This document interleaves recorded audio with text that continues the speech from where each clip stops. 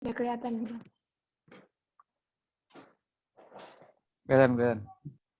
Oke, hari ini bakal bahas diskret matematik buat UAS ya. Jadi langsung aja. Materi pertama itu ada materi graf. Jadi yang dibahas ini bakal ada definisi graf, graf tak berarah, graf berarah, derajat, teori jabat tangan, sirkuit Euler, sirkuit Hamilton, isomorfis, sama algoritma Gauss-Power ya. Oke, yang pertama definisi graf dulu. Graf itu himpunan dari benda-benda yang disebut vertex. Nah, vertex ini simpul yang dihubungkan oleh sisi-sisi. Jadi graf ini digambarkan dengan kumpulan titik-titik yang dihubungkan sama garis-garis gitu. Jadi titiknya itu melambangkan simpul, garisnya itu melambangkan sisi. Nah, graf itu notasi matematikanya bisa ditulis pakai G. Kayak gini ya. Terus dia punya himpunan V sebagai simpul dan E ini sebagai sisi. Nah, simpul itu dia punya himpunan lagi banyak gitu simpulnya. Terus sisinya juga. Biar lebih jelas, langsung aja ke gambar.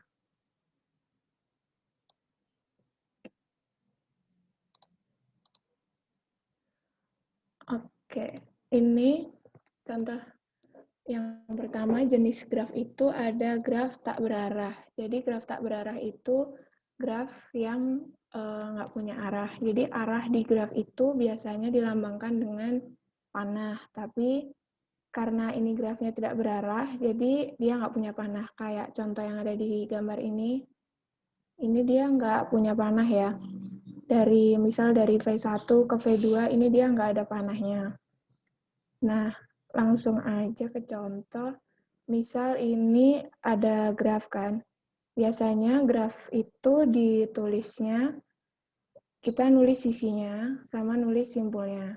Nah, yang dimaksud sisi itu kayak gini nih. E1, jadi kayak dari sini, kayak dari sini ke sini nih. Ini namanya E1.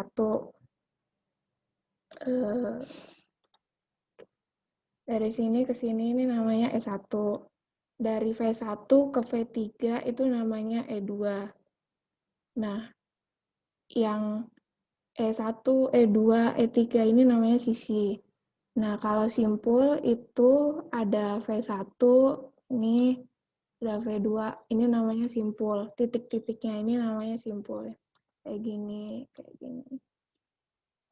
Nah, biasanya kalau graf tidak berarah itu ditulisnya kayak gini.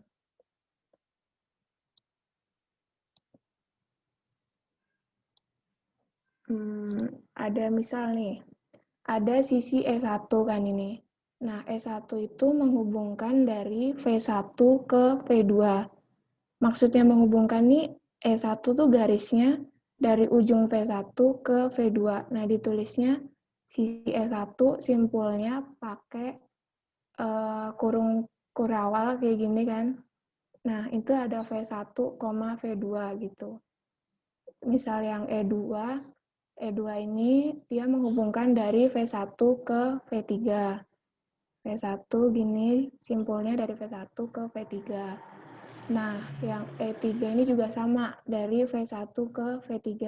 Jadi, di graf itu, beberapa simpul itu bisa menghubungkan, beberapa sisi itu bisa menghubungkan simpul-simpul yang sama, kayak E2 sama E3 itu kan sama, dari V1 ke V3.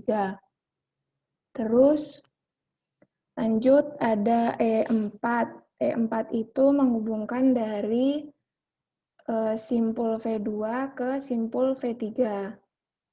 Kayak gini. Ada E5 menghubungkan dari V5 ke V6 ya ini. Kelihatan ini garisnya. Nah, ada lagi yang namanya loop. Loop itu kayak contoh di sisi E6 ini. Jadi, loop itu dia kayak garisnya itu berawal dari simpul itu terus berakhir di simpul itu juga gitu. Misal kayak di E6 ini dia kan awal mulanya kan dari V5 ya. Terus dia muter gitu balik lagi ke V5. Jadi kayak loop kan kayak perulangan gitu. Jadi dia simpulnya tetap sama gitu. Jadi ditulisnya satu aja. Sisi E6 simpulnya itu V5. Sisi E7 ini simpulnya V6. Oke, lanjut.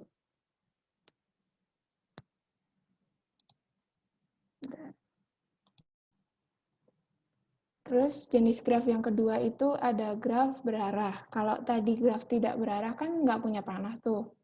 Nah, kalau graf berarah itu dia graf yang punya arah. Nah, arahnya itu digambarkan pakai panah. Kayak gini. Panah yang kayak gini nih. Itu berarti dia graf berarah. Nah, kalau di graf tidak berarah tadi kan penulisan simpulnya terserah ya. Dari garisnya pokoknya misal dari 1 ke 2 tadi karena nggak ada panah, jadi bisa ditulis 1,2 gitu kan. Tapi kalau di graf berarah, karena dia ada panah, jadi nulis simpulnya itu nyesuain dari ujung awal ke ujung akhir. Misal nih, di E1 nih, dia kan awal mulanya dari 1 kan. Terus akhir di panahnya ini ada di E2. Jadi sisi E1 ini ditulisnya simpulnya 1,2. Sama E2 juga gitu. Dari 1 ujung awalnya, terus akhirnya ada di 2. Jadi simpulnya 1,2. Kalau yang di E3 nih, contoh, ini awal mulanya juga ada di 3. Akhirnya ada di 4. Nah, kebalikannya dari E3, dia awal mula panahnya nih dari 4, terus ujung panahnya ada di 3, jadi ditulis 4,3 gitu.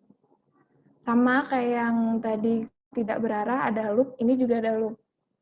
Jadi kalau di graf tidak berarah tadi kan ditulisnya simpulnya satu aja ya.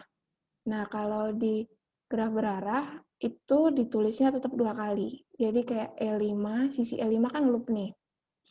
Loop kan ujung awalnya di 4, ujung akhirnya di 4 lagi. Jadi tulisnya 4,4. Sama E6 juga ujung awalnya 4, ujung akhirnya juga 4. Jadi 4,4.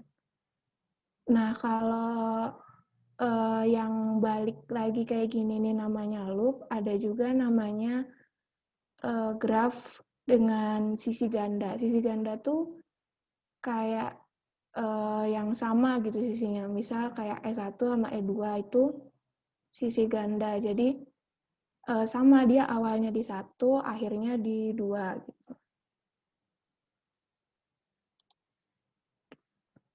Oke, lanjut. Di graf itu ada yang namanya derajat kan. Nah, derajat itu definisinya banyaknya sisi yang bertumpuan pada suatu simpul. Jadi maksudnya sisi yang bertumpuan pada satu simpul itu kayak gini. Misal ini ada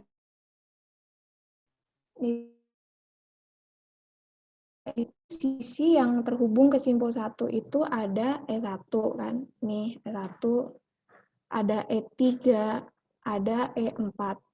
Nah, karena ada 3 sisi kan, E1, E3, sama E4, berarti kan jumlahnya ada 3. Nah, setiap sisi itu dihitung 1. Jadi derajat dari simpul 1 nih, derajat dari simpul 1 itu ada 1 dari E1, terus 1 dari E3, sama 1 lagi dari E4. Tulisannya nggak kelihatan ya.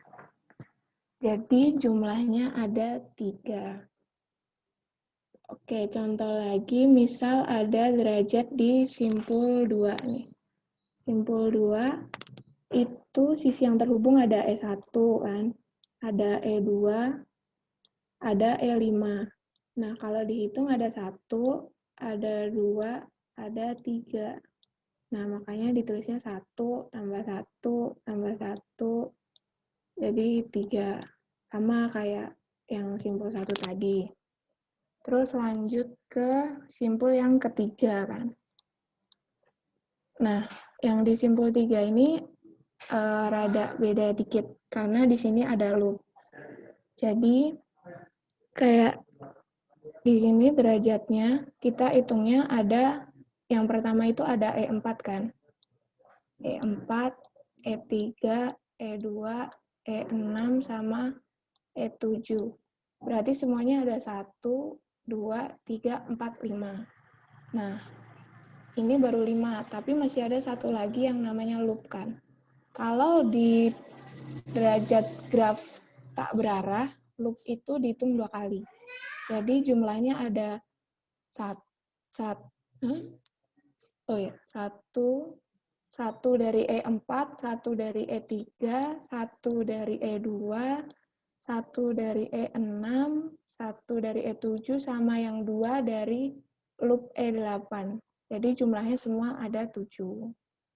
Sama yang E4 juga tinggal dihitung aja sisi-sisi yang terhubung sama simpulnya. Ada E5, ada E6, ada E7. Jadi jumlahnya 3.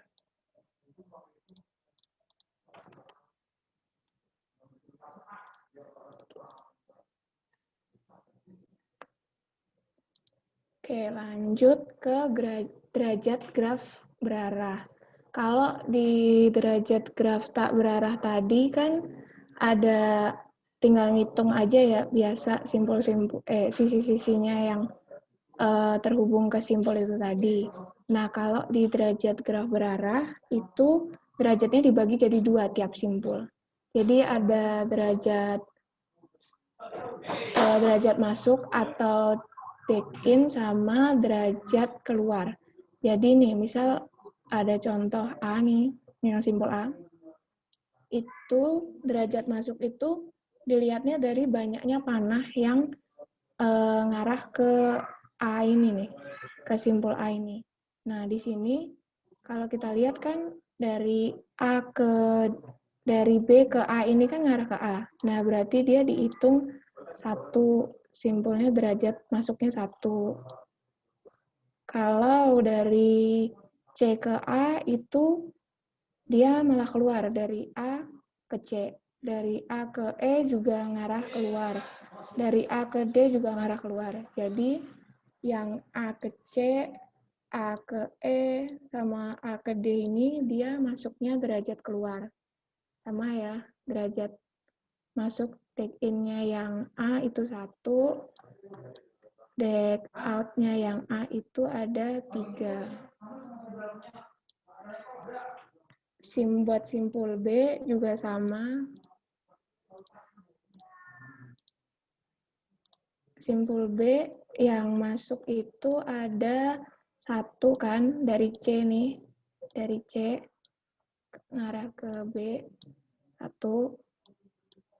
Terus yang keluar atau ujung awalnya di B itu ada 1 juga dari B ke A. Jadi sama-sama 1. Terus yang C itu yang masuk ada 2 nih panahnya, 2. Yang keluar ada 1 ke B. Sama ya, 1. Terus yang D sama kayak B tadi, yang masuk 1, yang keluar 1. Sama-sama 1. Oh, ini kurang yang E ya. Jadi yang E itu derajat masuknya ada, kalau dilihat di sini, ada 2 yang panahnya yang arah ke E. Terus yang derajat yang keluarnya ada 1.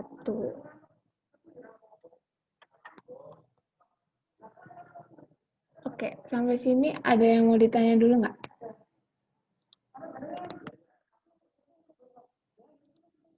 Aku mau nanya, Kak. Hmm.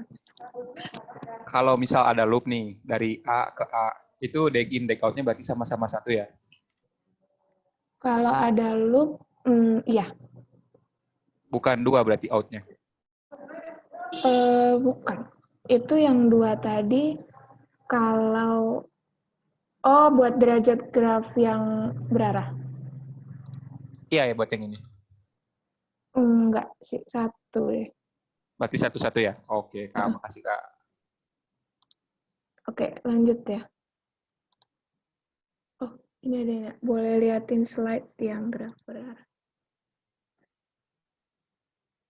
Tunggu. Slide yang graf berarah, maksudnya? Yang derajat.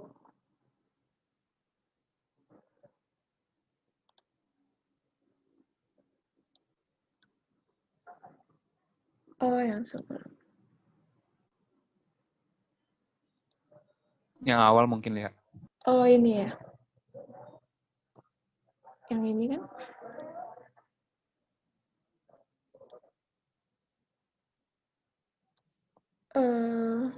Kalau yang E3 sama E4 itu sisi ganda juga atau bukan? E3 sama E4 bukan. Bukan sisi ganda. Soalnya dia awal ujungnya itu beda gitu. Kayak kalau yang E3 kan dari 3 ke 4. Kalau E4 kan dari 4 ke 3. Jadi dia bukan sisi ganda. Oke. Lanjut ya.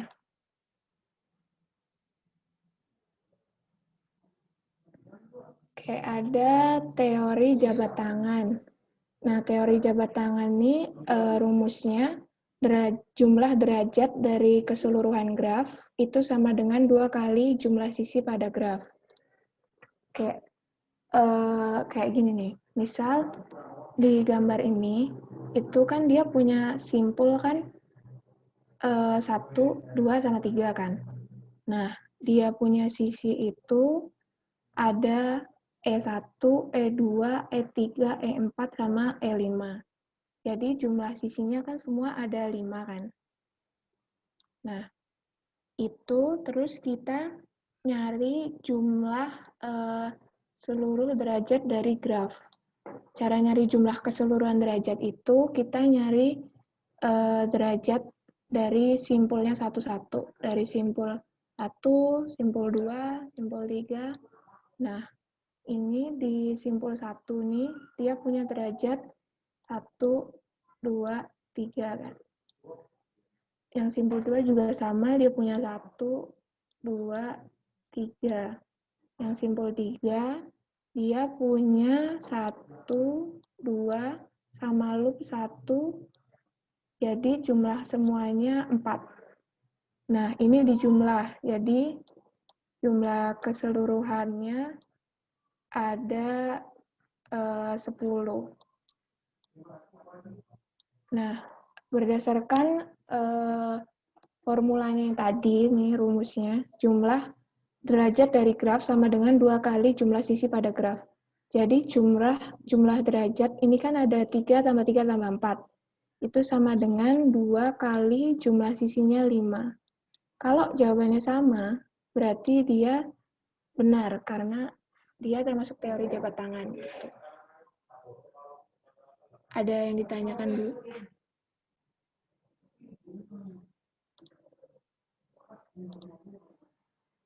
Oke, belum ada ya? Lanjut.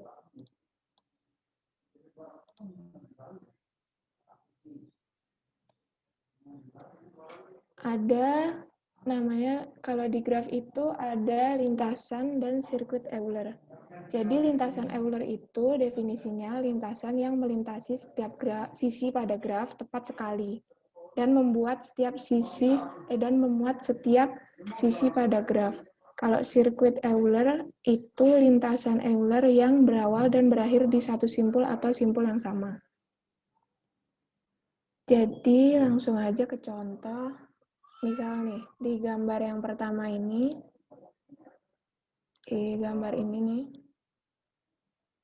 dia tertulis bahwa dia tuh punya yang namanya lintasan Euler. Nah, lintasannya itu kalau di sini dari 1 kan, ke 2, terus ke 3, ke 1, ke 2, terus ke 3 kan, ke 1 lagi, ke 4, terus ke 3. Nah, sesuai sama definisi yang lintasan tadi kan, kalau lintasan Euler tuh dia harus mencakup semua sisi yang ada di graf ini gitu. Jadi kayak yang penting tuh kita bikin jalur supaya semua sisi yang ada di graf ini tuh ketulis gitu di sini. Tapi sisinya itu ditulisnya satu kali aja, jadi nggak boleh dilewatin 2 kali. Kayak dilewatin 2 kali tuh misalnya kayak gini. Dari 1 ke 2, terus ke 3 kan, terus ke 4, ke 1, ke 3 lagi, tapi balik lagi ke 4. Nah, itu nggak boleh. Terus di graf yang ini, dia nggak punya sirkuit Euler. Kenapa dia nggak punya sirkuit Euler? Karena sirkuit Euler tadi kan lintasan yang melewati setiap sisi pada graf ini, tapi balik lagi ke simpul yang sama kan. Contoh nih, misal ada 1 ke 2, terus ke 3 lagi, terus ke 1 lagi, ke 4, ke 3. Nah, biar balik ke 1, kan tadi mulainya di 1, berarti dia harus balik ke 1 lagi kan. Nah, ini kayak ditarik garis lagi kayak gini, ini nggak boleh, karena berarti dia melewati sisi dari sisi yang ini nih, sisi yang ini, sebanyak 2 kali. Nah, itu nggak boleh. Tapi kalau yang graf yang bawahnya ini, dia punya sirkuit Euler. Jadi, sirkuit Euler-nya dari 1 ke 2, terus ke 3, terus ke 4, terus ke 7, ke 3, ke 5, ke 7, ke 6, ke 5, ke 2, ke 6, balik lagi ke 1. Pokoknya yang namanya sirkuit Euler tuh dia pasti balik ke simpul awal tadi. Mau dibalik juga sama. Misal, dari 4 ke 3, ke 2 kan.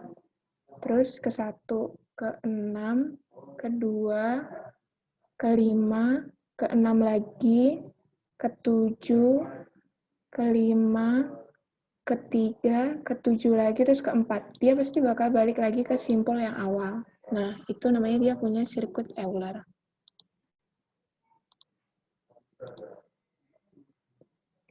Terus berikutnya ada sirkuit dan lintasan dan sirkuit Hamilton. Kalau lintasan Hamilton itu definisinya lintasan yang melewati setiap simpul pada graf tepat sekali. Kalau sirkuit itu lintasan yang melewati simpul pada graf itu tepat sekali, kecuali pada simpul awal, dan simpul awal itu 2 kali dilewatinya. Jadi kayak kalau di Euler tadi kan, yang penting semua sisinya itu ketulis ya, terlewati gitu kan, kalau yang di Euler. Kalau yang di Hamilton tadi, yang penting itu simpulnya justru. Kalau di Euler itu sisinya, kalau di Hamilton itu simpulnya. Oke, misalnya ada contoh, ini yang sirkuit dan lintasan Hamilton. Nah, di sini nih, di graf yang pertama ini, yang atas, itu tertulis dia punya yang namanya lintasan Hamilton. Jadi lintasannya itu kayak gini. Dimulai dari 4, terus ke 1, ke 2, ke 3, terus balik lagi ke 1. Jadi,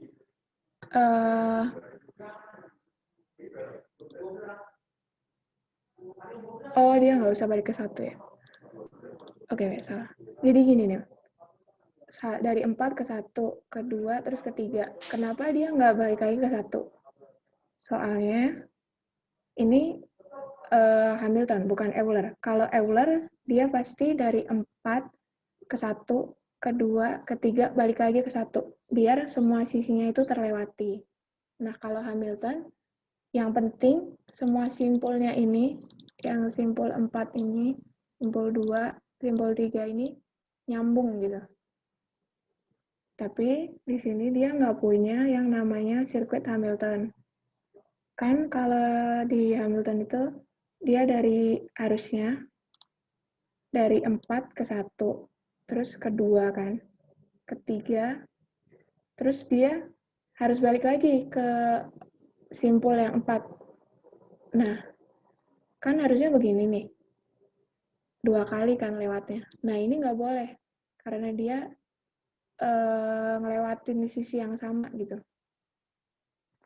Jadi, dia harus balik lagi ke simpul awal, cuman ngelewatin sisinya nggak boleh 2 kali. Kalau yang graf yang bawah ini, dia punya sirkuit Hamilton.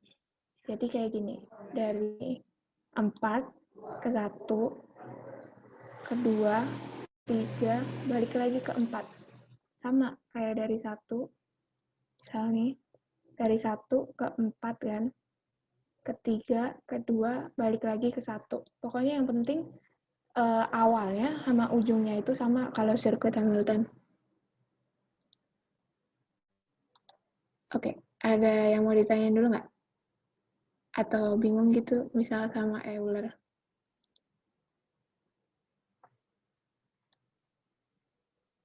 Oke, belum ada.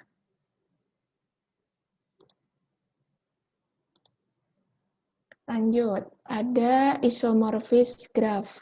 Isomorphis graph itu kalau ada 2 graf, misal G1 sama G2 itu dikatakan isomorphis jika G1 sama G2 itu mirip gitu. Kayak jumlah derajat, bentuk simpul sama sisinya itu mirip. Langsung aja ke contoh yang ini. Ada graf F sama graf G. Nah, misal aku punya sisi A nih kan. Sisi A itu derajatnya 2. Nah, kita cari yang sama. Misal ada simpul U. Simpul U juga punya derajat 2 kan. 2 gini. Anggap aja ini sama gitu. Terus simpul A itu terhubung ke simpul B. Nah, kita harus cari B yang di sini itu disamain sama salah satu yang ada di graf G. Misal, U ini kan terhubung ke X sama ke W ya. Nah, kalau di X itu dia ada 3 derajat, sedangkan di B ini dia cuma ada 2. Jadi kalau nggak X ya W, karena dia di sini ada 3, di sini ada 2, berarti jelas yang ini. Jelas yang W, nah dia punya derajat 2. Berarti ini A. Aduh, bentar. Berarti yang U ini sama dengan A, yang W ini sama dengan B. Ini kan. Terus kita lihat, yang B itu setelah terhubung ke A, dia terhubung ke C. C punya derajat 3. 1, 2, 3. Nah, W, tadi kan U itu A, W itu B. Berarti tinggal 1 kan, dia terhubungnya ke Y. Berarti langsung aja kita tulis Y ini sama dengan C. Oke, lanjut. C itu terhubung ke D sama ke E. E punya derajat 3. D punya derajat 2. Terus kita lihat, X punya derajat 3, V itu punya derajat 2. Udah jelas berarti ya, kalau X itu E, kalau V itu D. Oke, sama kan ini. Jadi kalau isomorfis itu yang penting dilihat derajatnya aja gitu. Kalau derajatnya sama, itu berarti dia simpulnya sama.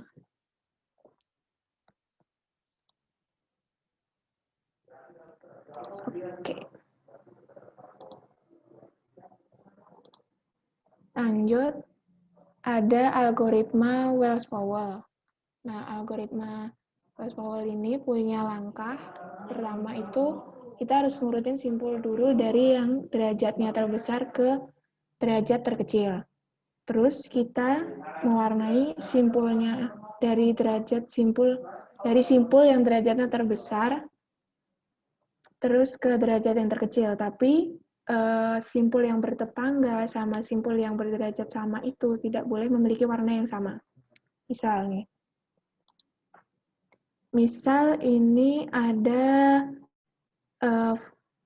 graf kan, grafnya punya simpul jumlahnya 7, V1, V2, V3, V4, V5, V6, V7. Nah, kita cari dulu simpul yang punya derajat paling besar.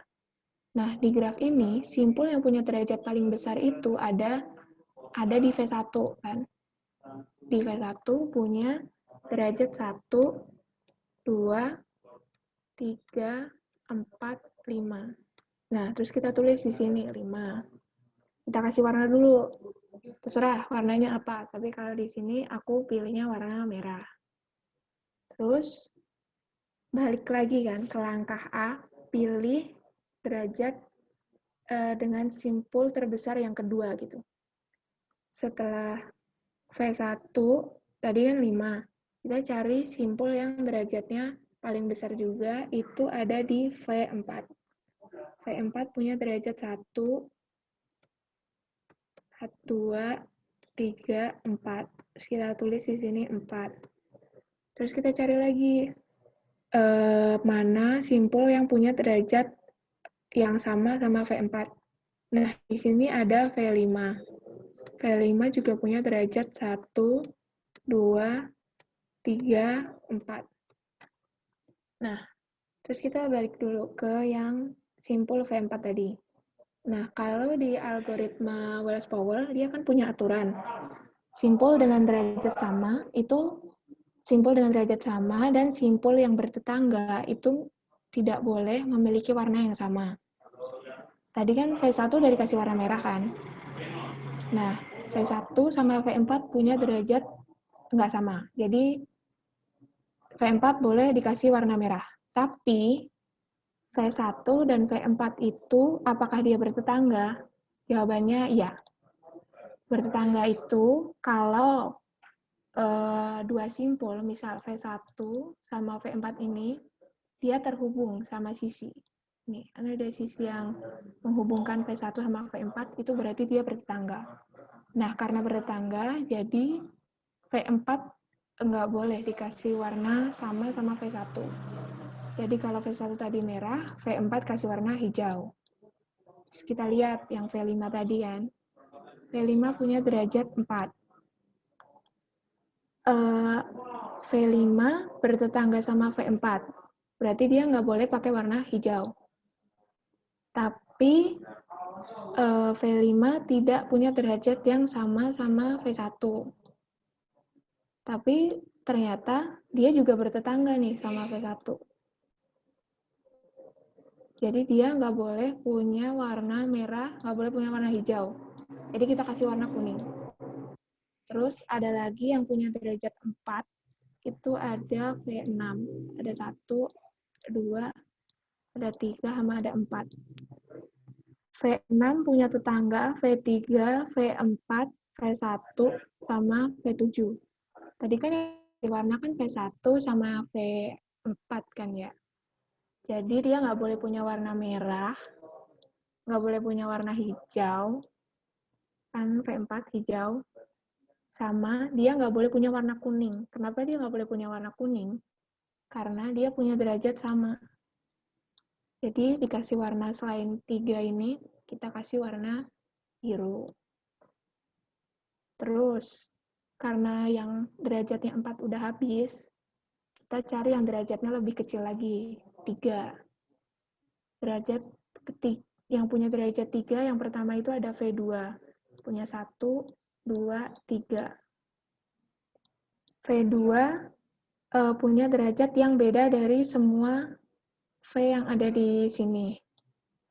Jadi, dia boleh milih salah satu warna dari sini, dari 4 ini, tapi tidak boleh memilih warna yang punya tetangga gitu. Gimana? Kayak V2 kan bertetangga sama V1 kan. V2 punya tetangga sama V1. Ini. Dia punya tetangga sama V5. Punya tetangga lagi sama V7. Berarti dia nggak boleh punya warna merah, nggak boleh punya warna kuning, karena mereka bertetangga. Jadi kita kasih warna hijau. Terus lanjut ke V3. V3 punya derajat 3 sama V2. Jadi dia nggak boleh punya warna hijau. Dia bertetangga sama V1, V4, sama V6. Berarti dia nggak boleh punya warna yang sama V1, merah nggak boleh, hijau juga nggak boleh dari V4, sama yang dari V6 itu biru, dia nggak boleh. Karena yang aku kotak ini nggak boleh semua, jadi kita kasih warna kuning. Terus terakhir ada V7. V7 punya derajat 3. Dia punya derajat sama V2 sama V3. Berarti dia nggak boleh pakai warna hijau, nggak boleh pakai warna kuning. Terus kita lihat, dia bertetangga sama V5 sama V6. V5 kuning, V6 biru. Berarti yang nggak boleh hijau, kuning, biru. Berarti merah boleh. Terus kita tulis merah. Nah, ini udah selesai ya, berarti algoritma Wells-Powell-nya, karena semua simpulnya di graf yang ini itu udah berwarna gitu. Jadi kayak gini. V1 kan merah warnanya. Kalau bisa itu nanti kalau UTS katanya dikasih warna sih biar lebih jelas ngerjainnya juga. Yang hijau tadi ada V2.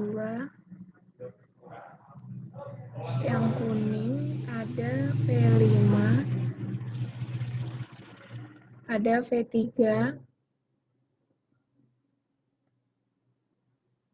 Terus yang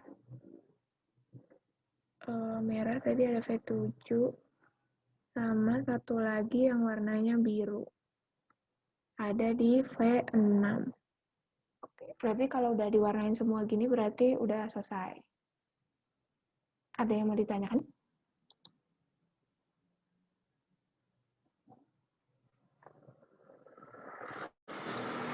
Oke, belum ada. Kecepatan nggak sih ngejelasinnya? Enggak.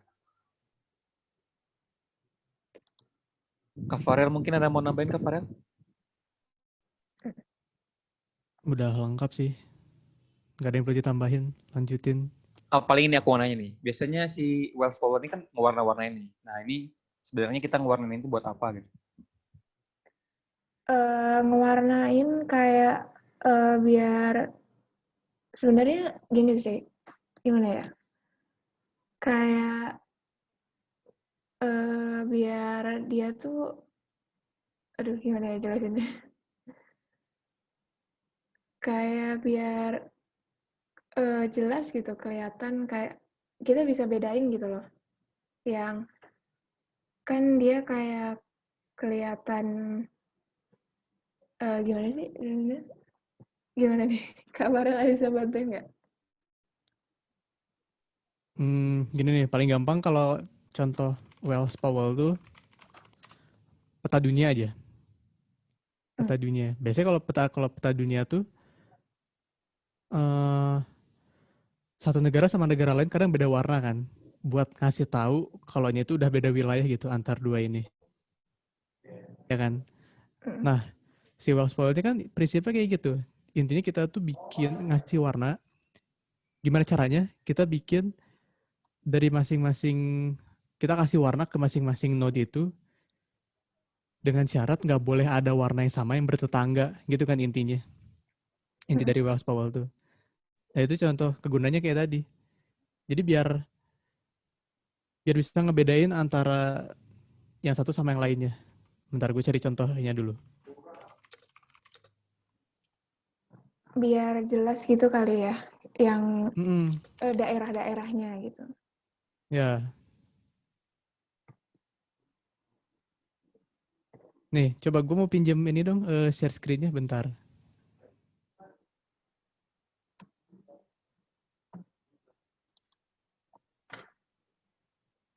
Ini contohnya. Contoh dari apa? Salah satu contoh dari pengguna fungsi dari Wallace Powell. Ini kayak anggap aja misal ini tuh satu node. Satu node. Terus ini node yang lainnya. Terus ini kok node sih? Simpul ya, simpul. Misalnya simpul satu. Ini simpul yang lainnya. Simpul yang lainnya. Simpul lain lagi. Nah, yang bertetangga ini beda warna kan? Baru boleh pakai warna yang sama lagi di negara yang nggak bertetangga. Misal si Brazil sama si Chile ini punya warna yang sama, itu boleh kan? Tapi ya kurang disaranin sih. Nah, jadi intinya contoh kegunaannya kayak gini. Buat ngebedain antar dua wilayah yang bertetangga gitu. Dah nih, gue balikin Oke, lagi. oke. Makasih, makasih. Oke, lanjut ya ini.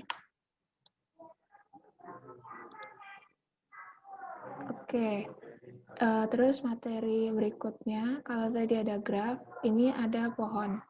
Jadi pohon tuh sebenarnya kayak turunan gitu dari graf juga, hampir sama. Cuman kalau pohon itu dia termasuk graf yang tidak berarah. Jadi definisi pohon itu dia graf tidak berarah yang simpulnya itu saling terhubung tapi tidak punya sirkuit sederhana. Jadi kalau graf tadi dia punya sirkuit, di pohon itu dia nggak boleh punya yang namanya sirkuit. Tapi semua simpulnya harus terhubung. Oke, misal ini ada, aku punya 4 gambar nih. Ada G1, G2, G3, sama G4. Nah, G1 sama G2 ini termasuk pohon karena semua titiknya terhubung dan tidak memiliki sirkuit sederhana. Jadi yang dimaksud titiknya terhubung itu dari A ke E itu tuh ada sisinya nih. Dari A bisa ke C, ke F, terus ke E. Nah, itu namanya terhubung. Jadi dari C ke E bisa, dari B ke E bisa, dari D ke E juga bisa. Terus yang G2 dari C bisa nggak ke D? Bisa kan? Dari C ke A, terus ke F, terus ke D. Dari C ke B bisa? Bisa. Ini dari C ke A, terus ke F, ke E, terus ke B. Pokoknya semua tuh, semua simpelnya tuh harus terhubung gitu. Tapi nggak boleh ada sirkuit. Nah, misal kalau yang ada sirkuit tuh kayak di yang pohon yang di graf G ini. Sirkuit itu maksudnya misal dari A bisa nggak balik lagi ke A. Dari A ke D, terus ke E, ke B. Nah, dia bisa balik lagi ke A. Nah, itu namanya dia punya sirkuit. Nah, itu nggak boleh. Jadi dia bukan termasuk pohon. Kalau yang kalau yang G4 ini dia nggak punya sirkuit, cuman dia tidak terhubung. Jadi dari A bisa nggak ke ke B. Nah, ini dia nggak bisa. Karena dari A, dia cuma ngarah ke F aja. Dan ini juga nggak bisa misal dari A di tengah-tengah langsung belok ke B, itu nggak bisa. Karena di sini nggak ada simpulnya. Itu. Oke, ada yang ditanyakan?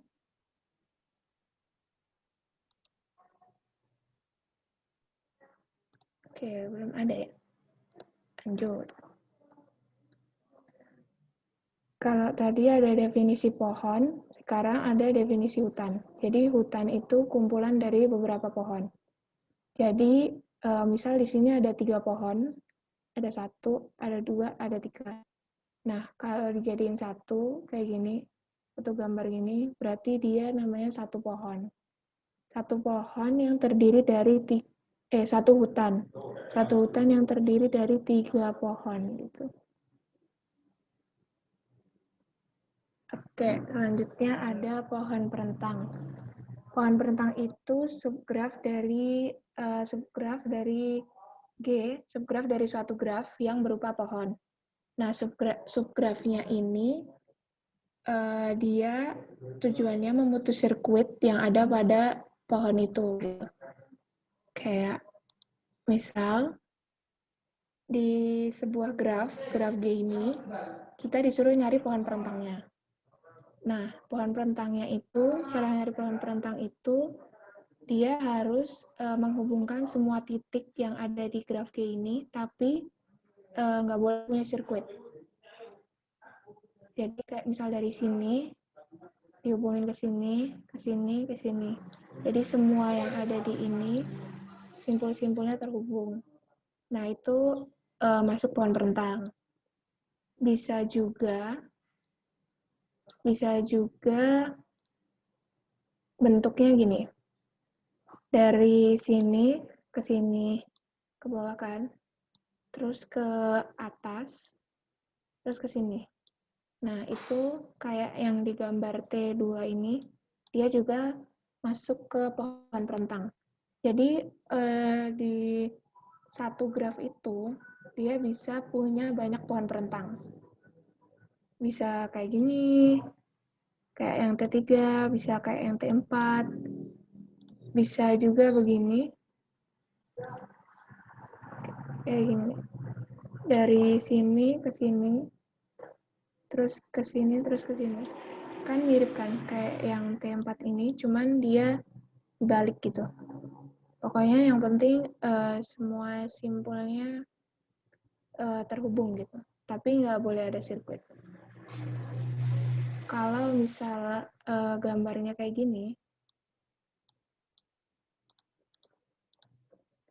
dari sini ke sini, terus ke sini, ke bawah, ke samping, terus balik lagi ke atas. Nah, berarti kan dia membentuk sirkuit kan, bisa balik lagi ke simpul yang sama. Nah, itu bukan pohon perentang. Oke, lanjut.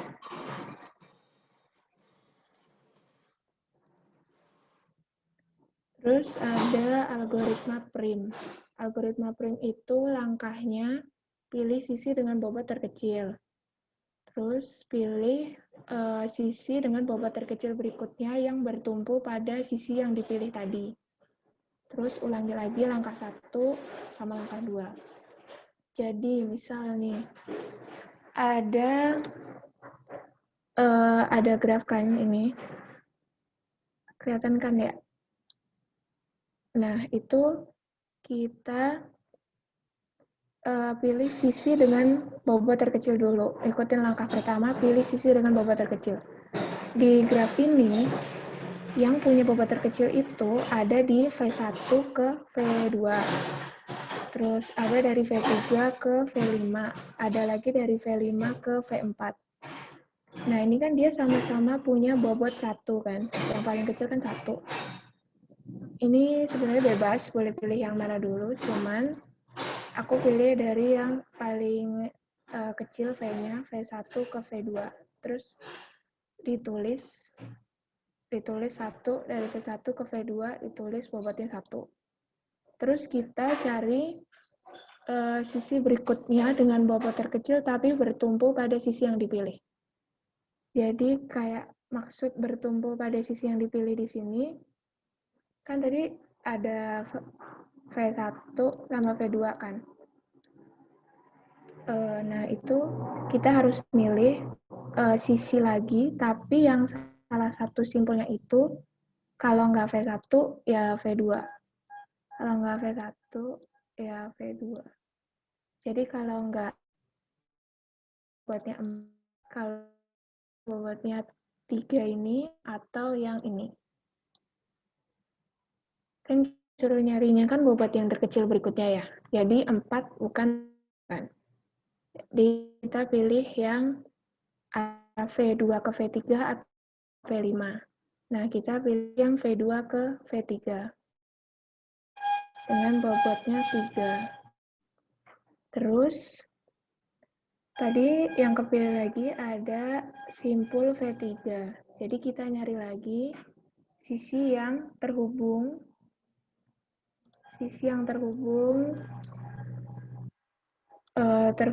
ke,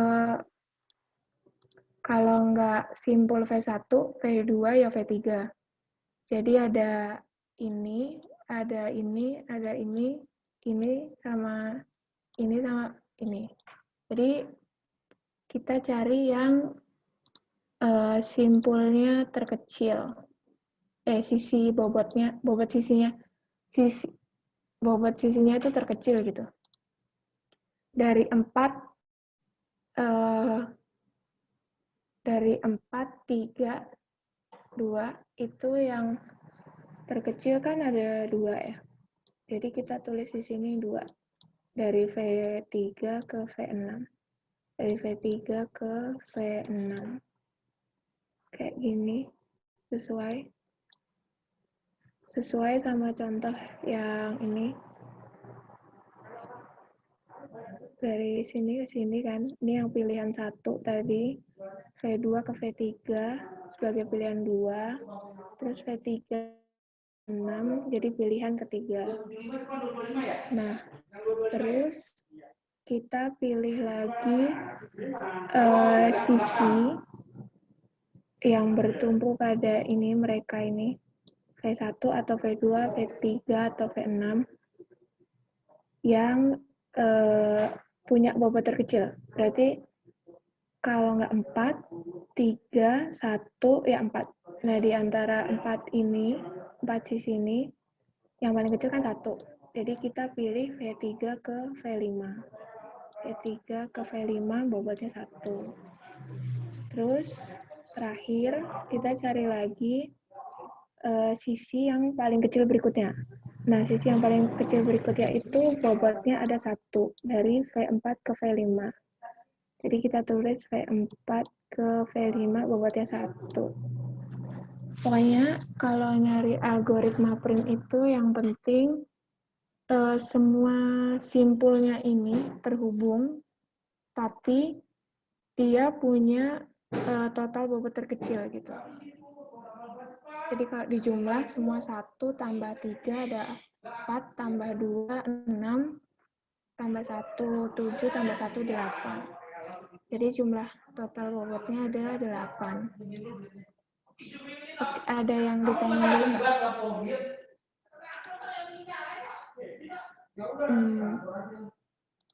Oke, belum ada ya? Lanjut. Kalau tadi ada algoritma prim, sekarang ada algoritma Kruskal. Sama, algoritma prim sama algoritma Kruskal itu sama-sama nyari pohon perentang dengan bobot terkecil, tapi caranya rada beda gitu. Kalau algoritma Kruskal, langkahnya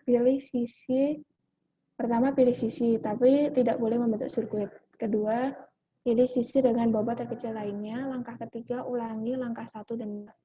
Jadi, ini aku pakai gambarnya yang sama, tapi pakai algoritma Kruskal.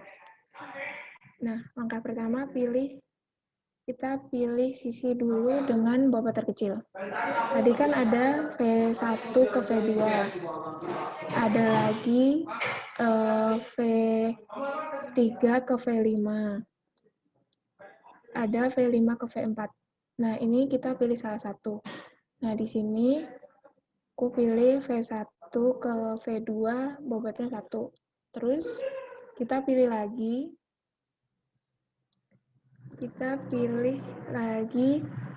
sisi yang bobotnya terkecil berikutnya. Jadi kan tadi V1 ke V2 kan. Terus kita pilih dari V3 ke V5, karena dia bobotnya juga 1.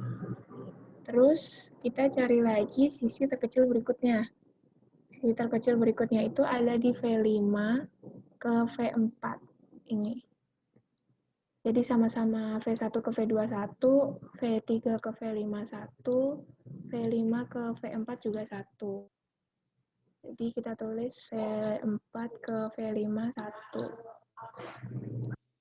Nah, ini kan yang udah terhubung itu baru 1, 2, 3, 4, 5 simpul kan. Padahal di sini ada 6. Tapi dari sini, dari V2 ke V3 atau dari V1 ke V4 itu belum nyambung. Jadi kita cari sisi berikutnya, yang terkecil berikutnya. Tadi kan 1. Sekarang kita cari yang sisinya terkecil berikutnya itu 2.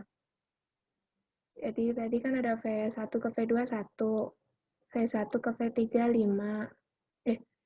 V3 ke V5 1. V5 ke V4. Yang bobot berikutnya itu 2 ada di V3 ke V6. Nah, udah kan? Udah tertulis. Sekarang kita tinggal menghubungkan yang ini ke graf yang ini. Nah, berarti kan tinggal ada 2 kan? Kalau nggak 3 ya 4. 3 sama 4 lebih kecil 3. Jadi kita pilih yang 3. Jadi dari V2 ke V3, V2 ke V3 itu bobotnya 3. Jadi kalau 2, terus V3 ke V5, V5 ke V4, terus dari V3 ke V6, V2 ke V3. Jadi kan semua simpul yang ada di graf itu udah terhubung kan, tapi dia punya total bobot terkecil. Kalau dijumlah, 1 tambah 1 tambah 1, 3 tambah 2, 5, 5 tambah 3, 8. Jumlah total bobotnya sama kayak yang algoritma prim tadi. Sama ya, sama yang algoritma prim tadi. Jadi pokoknya kalau misal bingung jawabannya benar atau enggak total bobotnya, kerjain aja pakai dua-duanya, pakai algoritma prim sama algoritma Kruskal. Kalau jawabannya udah sama, berarti udah benar. Oke, lanjut. Oh iya, bentar, gue Terus, mau nambahin dulu. oh ya, Nah, si prim sama Kruskal ini, dia tuh punya namanya tuh minimum spanning tree. Jadi intinya minimum spanning tree itu kegunaannya gimana caranya dari graf yang ada kita bikin tree dengan span tuh apa ya? Span tuh jarak dengan jarak paling minimum sebisa mungkin. Jadi kalau misalnya kalian udah jadi terus mau ngecek bener apa enggak, ya kalian pakai cara barbar juga dihitung manual juga bisa. Intinya kalian harus jadiin tree dengan panjang seminimum mungkin. Dengan bobot sekecil mungkin. Gitu aja. Jadi kalau misalnya mau cari keywordnya di Google gitu, keywordnya MST, minimum spanning tree. Begitu. Mau nanya dong. Lanjut. Mangga. Kalau MST sama shortest path beda tuh, beda tuh sama. MST sama shortest path beda. Beda ya? Oke, siap. Sama nggak ya minimum spanning tree? shortest path menghubungkan semua simpul juga ya? Kayaknya sama deh. Shortest path nyari yang ini. Nyari yang Paling cepat. jarak terpendek juga, paling cepat. Iya. Iya. Sama sih harusnya. Sama ya? Kayaknya sama deh. Sama. Biasanya berarti misalnya ada game Pac-Man nih, terus ada botnya. Nah, si botnya itu ngejar kitanya pakai algo ini kah? Pakai shortest path ya. Oke.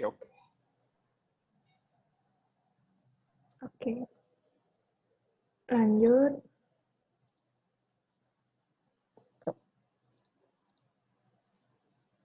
Ada materi yang terakhir itu ada finite state automata. Jadi finite state automata itu dia definisinya model matematika yang dapat menerima input dan mengeluarkan output yang dapat berpindah dari satu state ke state yang lainnya berdasarkan inputannya sama berdasarkan fungsi transisi. Jadi kayak finite state automata tuh dia menggambarkan model matematikanya gitu. Finite state automata punya notasi himpunan state kayak gini, himpunan inputan, fungsi transisi, ada state awal, ada state akhir. Oke, langsung ke contoh. Yang pertama, buatlah sebuah finite state automata yang menerima inputan 0 dan 1 dan hanya memiliki satu inputan 1. Jadi, di sini dia diminta buat FSA, tapi inputannya itu 0 sama 1, dan satu inputan satunya ini munculnya cuman satu kali gitu. Bisa digambarin kayak gini. Dia punya himpunan state-nya S0, S1, sama S2. S0, S1, sama S2. Dia punya himpunan inputannya. Tadi kan dia minta inputannya kalau nggak 0 ya 1. Jadi ada 0,1. Terus dimulainya di state S0 ini dan final state-nya di S1.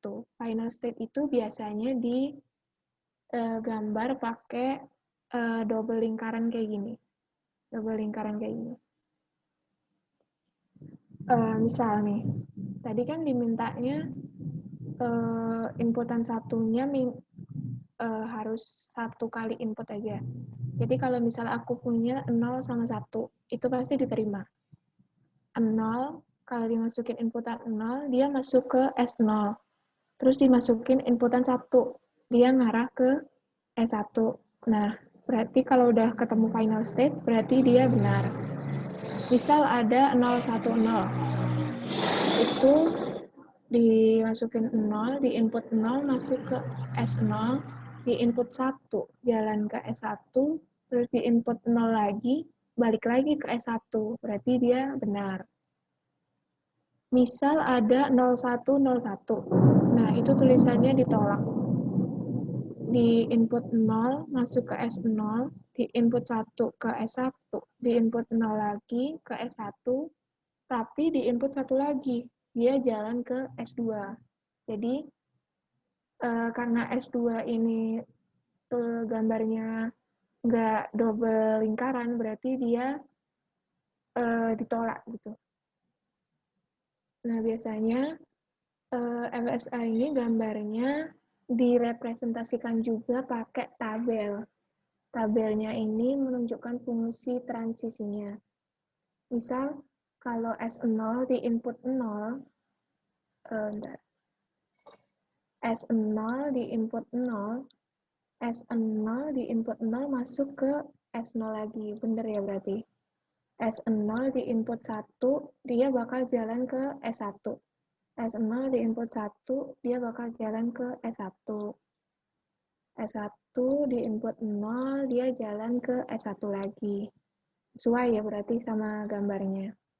Kalau S1 di input 1, dia bakal jalan pindah ke S2.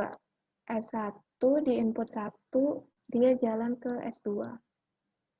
Nah, S2 di input 0 atau di input 1, itu sama-sama balik lagi ke state itu sendiri, balik lagi ke state S2.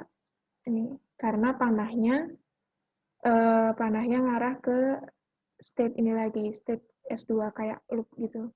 0, 0 sama 1. Ada yang ditanyakan? Buat soal pertama ini.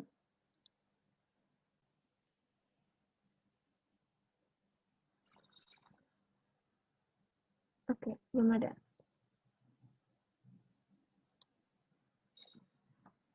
Lanjut ke soal kedua. Di sini soalnya buatlah finite state automata yang menerima string biner dengan kemunculan 0 selalu lebih dahulu dari 1, serta 0 dan 1 muncul minimal 2 kali. Jadi maksud soalnya di sini, dia itu minta inputannya itu 0 atau 1, dengan kemunculan 0-nya itu harus lebih dahulu dari 1, dan munculnya itu minimal 2 kali. Jadi bisa dilihat di gambarnya. Misal ada 00, 11. Di input 0, di input 0 lagi, di input 1, di input 1. Nah, dia masuk ke final state, berarti dia diterima. Ada 0, 00, 11. Di input 0, balik lagi 0, terus 0 lagi, terus ada 1, 2 kali, nah dia jalan ke final state, berarti dia benar. Kalau di inputnya 0 semua gitu, berarti dia cuman muter-muter di state A aja. 0 lagi, di input 0 lagi, di input 0 lagi, nggak akan jalan ke state B atau jalan ke state C. Kalau di input 0-nya 4 kali, 1-nya 1 kali, nah itu dia ditolak. Karena di input 0 lagi, di input 0 lagi, di input 0 lagi yang 3 kali, terus di input 0 lagi 1 kali, terus di input 1. Padahal dia di soal mintanya kemunculan angka satunya itu minimal 2 kali. Jadi dia cuma sampai di state B, jadi dia salah, ditolak. Sesuai ya sama gambarnya, sesuai sama fungsi transisinya. Kalau misal state A di input 0, dia bisa jalan ke A atau jalan ke B. Kalau state A di input 1, dia masuknya ke himpunan kosong, karena dia nggak ngarah kemanapun, nggak ngarah ke state manapun. Sama kayak yang B, kalau B di input 0, dia bakal masuk ke himpunan kosong. Kalau state B di input 1, dia masuk ke B lagi, atau kalau nggak ke C. Kalau yang C di input 0 atau 1, dia masuknya ke himpunan kosong, karena dia nggak punya panah, di sini nggak ada gambar panahnya, dan nggak mengarah ke manapun. Oke, lanjut. Kalau input 0101, nggak bisa. Soalnya dia kan mintanya kemunculan 0-nya itu di awal dari 1. Jadi kayak kalau di input 01,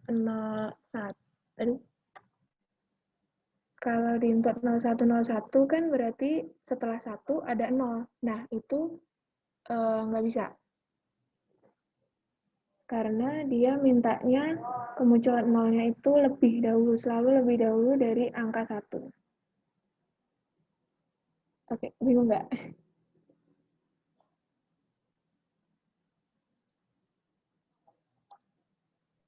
Ini buat finite set automata ini masing-masing. Bahkan buat yang salah ini sekarang gue udah punya jawaban sendiri versi gue. Nih bentar ya gue bikin dulu. Paling ini nih, kalau automata kan 0011 ini kayak bahasa mesin.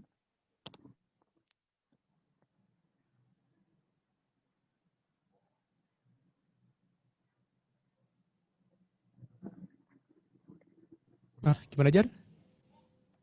Kan ini finite state automata itu kan pakai bilangan biner 0101. Nah, kan bahasa mesin juga kan gini kan 0101. Iya. Apakah bahasa mesin ini pakai sistem finite automata ini atau enggak? Memang pakai.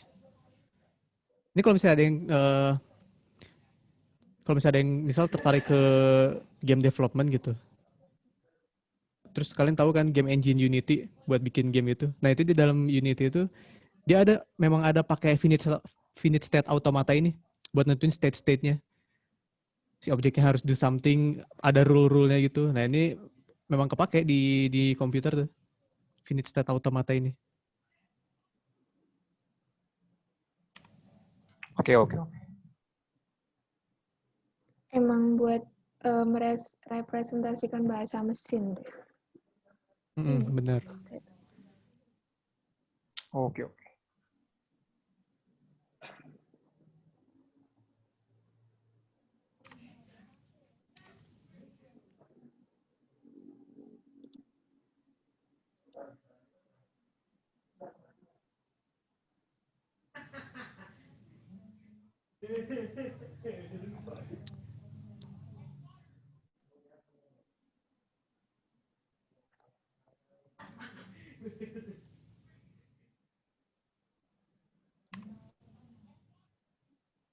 Sambil nunggu, apakah ada yang ditanyakan lagi? Ini mau nanya, itu kan 00 itu tipe satunya atau gimana? Yang mana? Itu di A. 00. Oh, ini. Nah, Yang panah kayak loop ini. kan ke atas 0 itu pakai 0. Nah, terus ke kanan juga pakai 0 kan? Itu A ke B.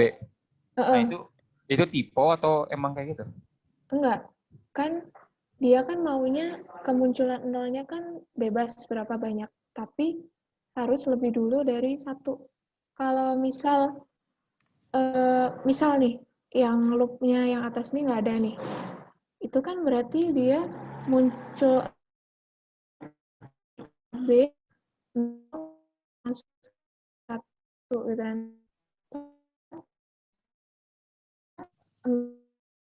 Bebas gitu berapa juga. Terus kalau mulainya dari 1 dulu bisa nggak? Bisa, tapi jadi kalau mulai dari 1 ya, gambarnya tuh jadi gini. Dia ada panah lagi, cuman dia ke himpunan kosong gitu. Soalnya kan dia nggak boleh 1 di awal, sedangkan syaratnya itu harus ada 0 di depan 1 gitu. Gimana? Bingung nggak? Ini paling ini. Itu kan 00 ya. Nah, si sistem taunya 0 yang pertama itu loop, terus 0 keduanya pindahnya itu gimana? Gini. Kayak, pokoknya ini kan ada 2 nih. Kalau pasti kan ke sini dulu kan, terus baru ke sini. Kalau misal dia langsung ke sini, berarti kan dia cuma ada 1 gitu nolnya. Dari sini terus ke sini. Dan dia nggak bisa balik lagi kan ke sini. Jadi dia nolnya cuma 1. Jadi makanya digambar ada loop di sini. Nolnya tuh bisa banyak gitu. Terus 0 yang terakhir itu ada di sini, ngarahnya ke dari A ke B.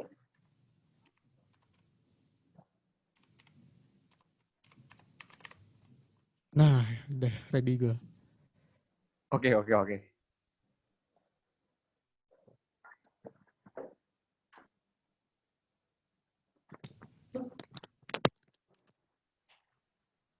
Nih, kalau versi jawaban gue,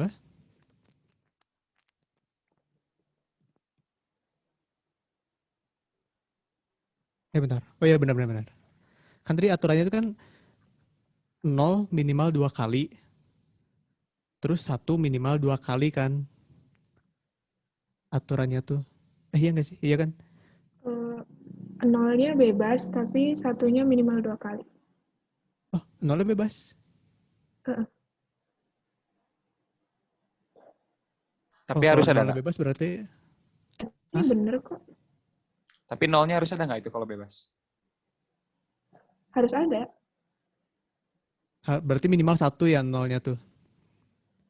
Oh Enggak kan iya. aturannya kan eh, harus diawali dengan 0 kan. Sebelum 1 itu harus ada 0. Nah, berarti nolnya harus ada minimal 1.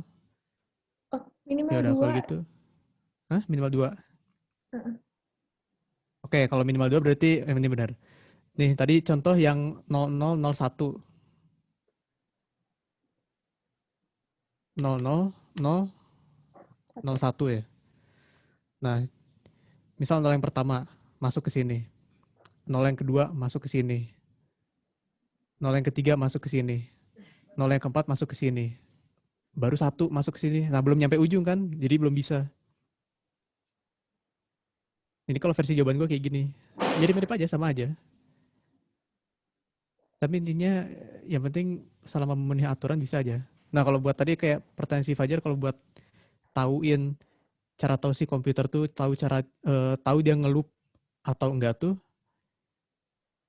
ya biasanya sih komputer dia ngecek dulu ke depannya. Kalau misalnya di depannya ada 0 lagi, dia bakal coba masuk. Tapi kalau misalnya nggak ada, dia bakal ikut ke loopnya ini. Gitu biasanya. Kayak di algoritma tuh kayak if else gitu kali ya, Kak. Kayak dicek dulu ke depannya ada atau enggak. Misal kita lagi 0 yang kedua nih. 0 yang kedua kan pas di 0 ketiga harusnya ngeloop lagi kan. Nah, dia cek dulu 0 kedua tuh si di depannya tuh ada 0 lagi nggak? Oh, nggak ada, 1. Ya udah dia ngeloop pas di sini. Gitu. Oke, lanjut. Gimana? Udah ini belum? Pada kebayang Itu nggak? itu stopnya di mana, Kak? Yang ini. Stopnya di E. Oh, Di di E. E. Harusnya bulatnya 2 kan? Ya, cuma karena gue males ya udahlah. Nggak apa. Hmm. Berarti ini gambarnya satunya kan minimal 2 kan? Minimal 2, bener. Kalau Berarti 2 kali, betul. set, langsung masuk, beres. Kalau misalnya 1 3 kali, set, looping lagi, beres. Berarti satu automata ini nggak harus ada 0 sama 1 ya? Hah? Apa nih, satu lingkaran ini berarti nggak harus ada 0 sama 1 gitu? Ah ya, bisa salah satunya aja. Misal kalau mau ada ini 0 sama 1 di dalam satu loop sekaligus gitu, nggak apa-apa. Atau kalau misalnya 1 aja boleh, atau kalau misalnya 0 aja juga boleh. Atau gimana maksudnya? Iya gitu, cuman kan ini kan 0 doang nih, yang A kan 0 doang. Yang satunya kan nggak ada. Ah, Jadi kalau satunya mulai nggak ada, 1 ya. kemana? Paling harus dibuat ini ya, Nah, 1 kalau mulai 1 kemana kan gitu. diaturannya kan, nggak kan diaturannya tadi kan harus diawali dengan 0 kan. Kalau bisa diawali dengan 1 berarti dia ditolak kan. Nah, makanya kita bikin Ya, kayak gini, cuma 0 doang. Kecuali kalau misalnya emang di rule-nya ada boleh 1 dulu masuk, ya berarti tinggal 1,0 gini. Jadi intinya kita bikin apa namanya? Bikin si finite state automata ini kita mengikuti rule yang dikasih soal tadi. Di mana rule tadi uh, harus 0 dulu, nggak boleh 1 dulu. Kalau 1 dulu ditolak dia. Makanya jadi kita bikin 0, mulai dari 0 dulu. Gitu. Gimana? Oke, oke. lanjut. Lanjut. Oke. Soal terakhir, soal ketiga nih. Buatlah finite state automata yang menerima string A dan B dengan kemunculan B tepat 1 dan sebelum A. Kalau tadi dia minta inputannya 0 atau 1, di sini dia minta inputannya A atau B. Nah, di sini bisa digambarin pakai 3 state, S0, S1, sama S2. Misal nih, ada contoh inputan B terus A. Kalau kita masukin B, terus kita masukin A, itu masuknya bener ya, S2, terus ketemu final state. Sesuai sama persyaratannya, kemunculan B-nya harus tepat 1 dan sebelum A. Misal, dimasukin lagi B, A, A, A, A. Sama juga dari S0 dimasukin B ke S2, terus dimasukin A 3 kali, dia looping 3 kali ke S2. Tetap aja ketemu final state. Misal, yang di input A duluan. Kalau yang di input A duluan, jadi dari S0 dia justru ngarah ke S1. Terus udah dapat input A1, input lagi A, terus input lagi B, dia looping. Tapi dia nggak ngarah ke final state. Jadi itu artinya ditolak. Sama juga kayak AABB dari S0 ke S1A, A lagi, terus B lagi, tetap aja looping di S1. Kalau ngikutin tabelnya, S0 di input A, itu arah ke S1, benar. S0 di input B ke S2, benar kan? Input B ke S2. S1 di input A, balik lagi ke S1. S1, S1 di input B, balik lagi ke S1. S2 di input A, dia bakal balik ke S2 lagi. Tapi kalau S2 di input B, dia ke himpunan kosong. Ini himpunan kosong karena dia nggak ada panah yang menunjukkan inputan B. Oke. Selesai. Ada yang mau ditanyakan? Oh ini gue mau klarifikasi yang tadi yang MST sama apa namanya? MST sama shortest path algorithm. Ternyata gue Beda ya? baru ngeh perbedaannya apa. Beda-beda. Nih, kalau kita lihat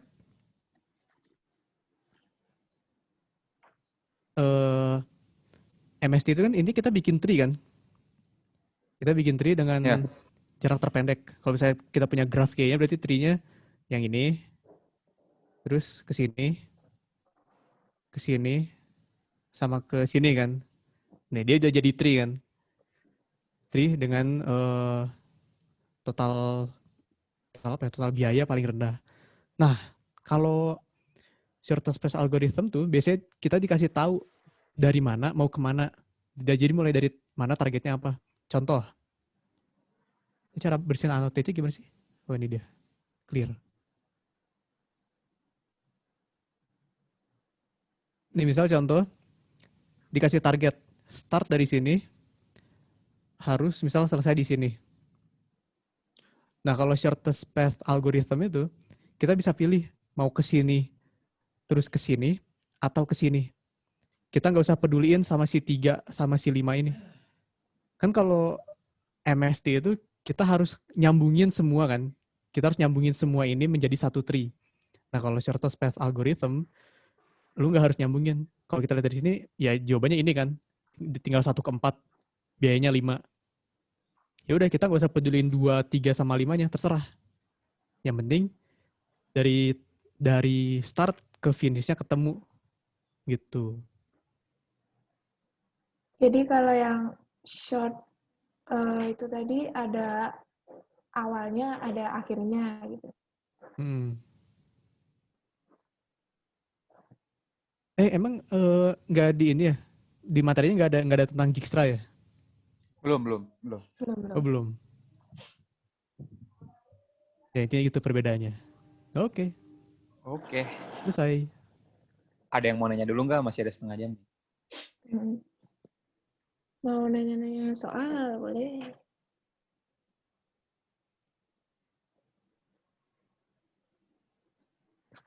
Soal apa tuh? Soal tugas besar mungkin.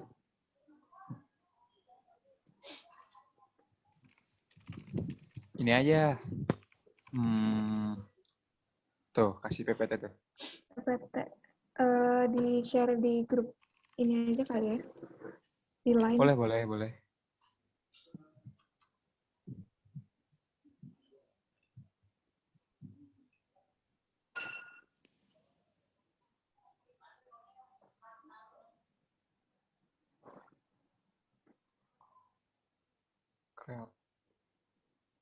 Paling ini ke Farel.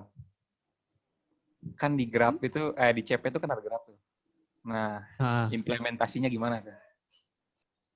implementasinya. Kan kalau tadi graf itu kan Ya. ada ini kan, ada apa namanya? Ada array si simpulnya sama jalannya. Apa sih namanya? Si garisnya itu loh. Gue lupa istilahnya. Sisi. Nah, si sisinya. Nah, itu lu bisa bikin jadi array array 2 dimensi. Implementasi gitu. Kalau bisa pakai bahasa sih, dibikinnya pakai array 2 dimensi. Tapi entahlah, gue juga belum pernah megang soal yang itu, soal yang bergraf gitu. Oke. Materinya udah beres ya? Apa? Materinya udah beres? Udah. Udah ya.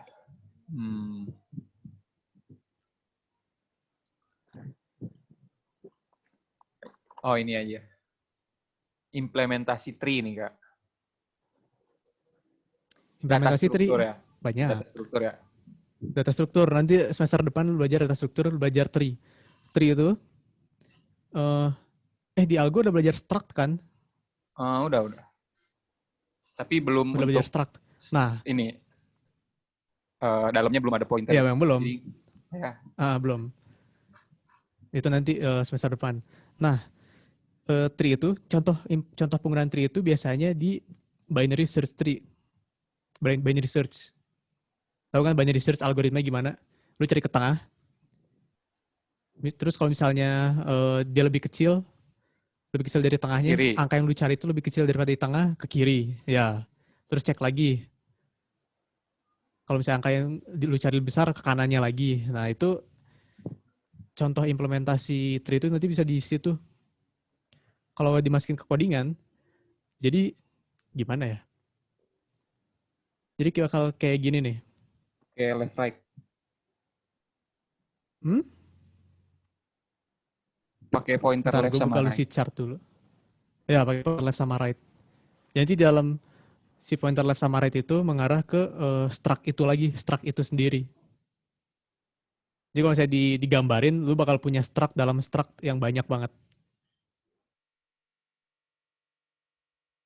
Tapi sebelum nyampe ke materi tree itu, ya lu harus belajar dulu konsep linked list. Nanti di semester depan kelas data structure pasti mulai belajar dari linked list dulu. Dari linked list, baru ntar ke tree, baru ntar ke graph, kemana-mana lagi. Ini kalau misalnya gue contohin sekarang, pada pening kayaknya nanti. Ntar lah, semester 2.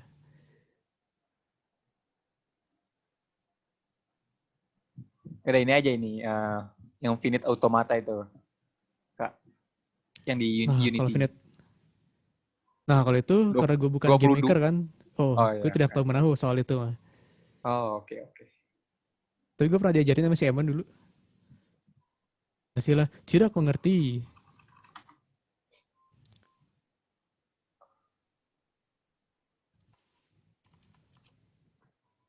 Jadi paling mana nanya ini nih. Kalau finite automata itu nggak selalu 2 inputnya doang kan, kayak 01 AB. Tapi boleh ABC juga kan? Bisa.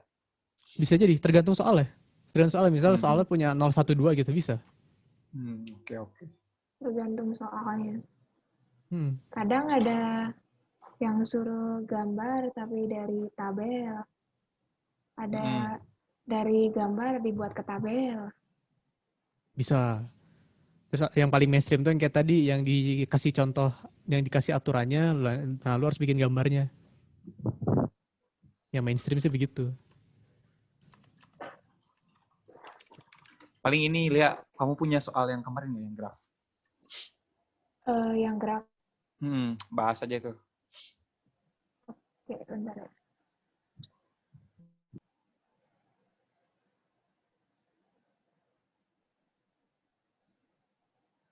Cukup merenya 20 menit. Cukup.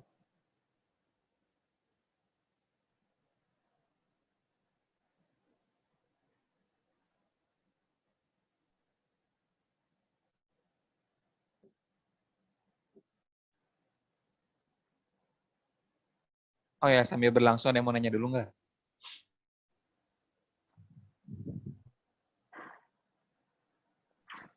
Atau mau nanya yang lain tuh ada Kak Farel.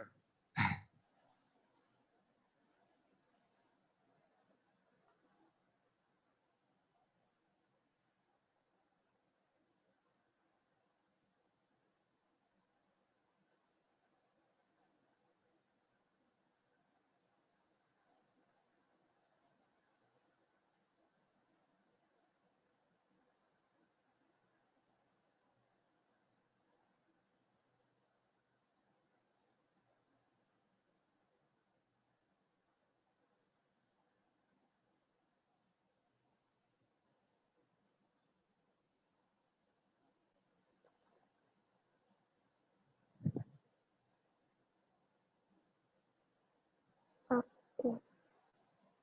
Bentar. Nah, udah kelihatan belum? Nah, ini Udah. ada contoh soal. Sebenarnya ini tugas besar sih, cuman ada kunci jawabannya juga. Cuman boleh lah ya dilihat. Jadi di sini kan ada sebuah jaringan komputer. Nah, jaringan komputernya itu berbentuk graf kayak gini. Dan kita di sini disuruh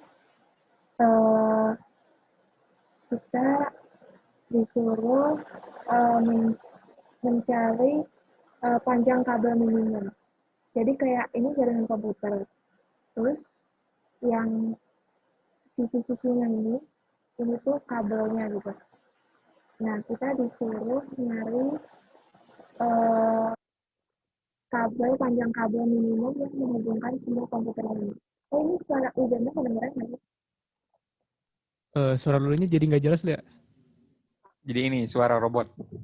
Jadi iya, jadi ember-ember suaranya.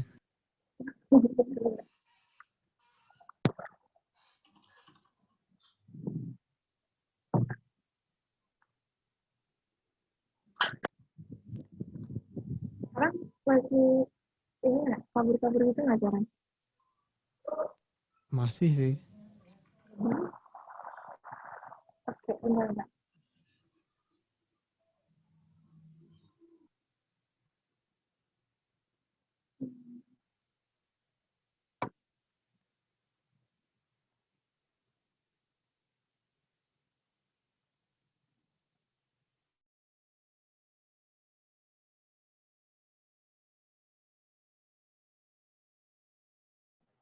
Oke, udah jelas? Nah, legit Sudah. sekarang. Oke. Mantap. Nah, ini kan ada graf kan. Grafnya itu ceritanya, simpulnya itu komputer.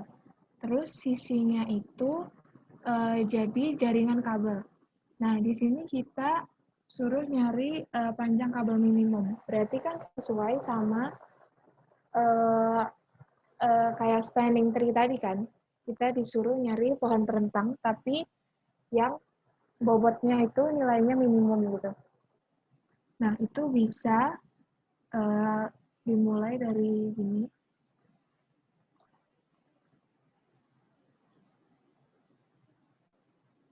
Jadi ini pilihan.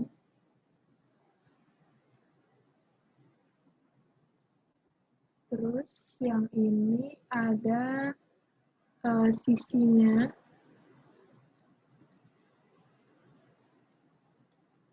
Terus ada bobotnya. Tulisannya jelek, nggak apa-apa ya. Nggak apa-apa dong.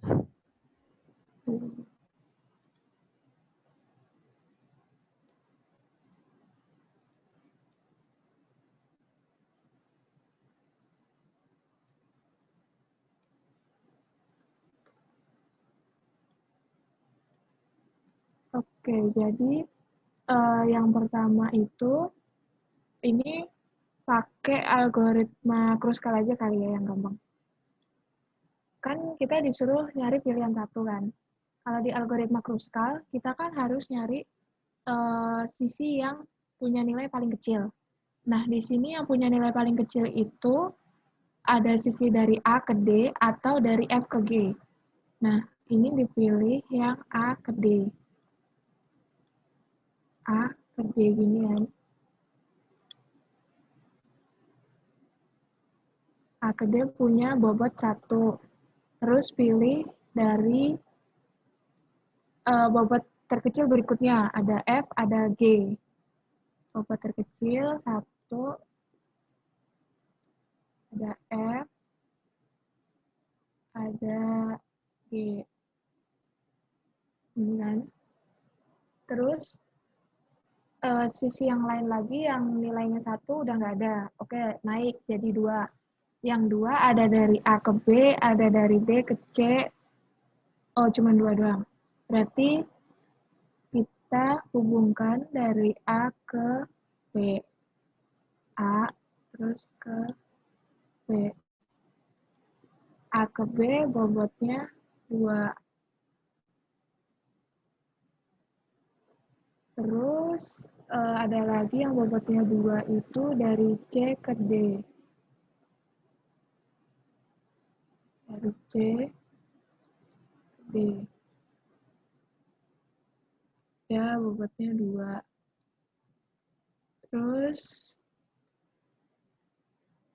yang bobotnya 2 lagi udah nggak ada, jadi naik ke 3. Nah, ini kenapa ini nggak boleh, 3 nggak boleh dipilih karena kalau milih 3 nih, misal kayak gini, dia bakal membentuk sirkuit. Jadi dari A ke B ke D balik lagi ke A. Berarti kan dia membentuk sirkuit. Nah, itu nggak boleh. Jadi kita cari bobot terkecil lain yang tidak membentuk sirkuit.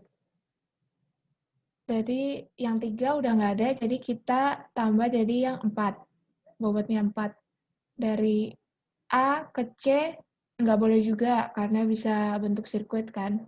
Dari A ke D ke C, balik ke A lagi, nggak boleh. Jadi pilih yang D ke G. Pilihan kelima, dari D ke G. Itu bobotnya 4. Terus tinggal satu simpul yang belum terhubung. Di sini ada simpul E. Nah, simpul E ini tinggal milih aja. Mau yang 10, atau yang 7, atau yang 6. Karena kita disuruh nyari yang paling minimum, jadi kita pilih yang 6. Dari pilihan ke-6, dari E ke G, terus bobotnya 6. Jadi totalnya ada 1 tambah 1, 2, 2 tambah 2, 4, tambah 2, 6, 6 tambah 4, 10, tambah 6 lagi, 16. Jadi, jawabannya ada 16 kaki ya. Jadi kan setiap sisinya ini satuannya kaki. Jadi, panjang kabel minimum yang diperlukan untuk menghubungkan jaringan komputernya ini ada 16 kaki gitu. Oke, ada yang ditanyakan? Oke, ada yang mau nanya nggak? Ini nih, ada yang nge-PM, Kak. Dari itu, oh ini, Kak Farel. Random Forest Classifier pakai tree juga nggak? Hah, apa itu? Nggak tahu. Random Forest Classifier. Bentar. Ya. Kalau misalnya tidak mengerti sesuatu, googling dulu. Bentar. Oke. Apa ya? Masalahnya gue juga belum pernah denger. Belum pernah Oh ya mempelajari itu, Random Forest Classifier itu apa. ada info implementasi apa nih? Finite state di Implementasi Unity. finite state Unity. Contohnya gini, finite state di game itu dipakai untuk bikin animation state dari player. Ya benar. Berarti sih itu bukan 0, 1, tapi inputnya dari keyboard press. Kan contohnya kalau biner mah, kalau kita masukin 0, terus 1. Nanti si state-nya tuh akan pindah dari state A ke state B ke state C. Sekarang mah gini, kalau player nggak pencet tombol apa-apa, terus pencet tombol atas, terus atas lagi, terus tombol spasi, nanti si state-nya akan pindah dari state idle ke state walk, ke state run, ke state jump. Iya benar. Nah, begitu implementasinya ya.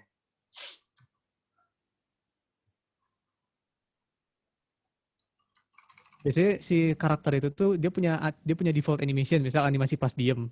Karena animasi diem tuh kan dia nggak cuma diem kayak patung doang kan, kadang kayak ada gerak-gerak dikit gitu loh.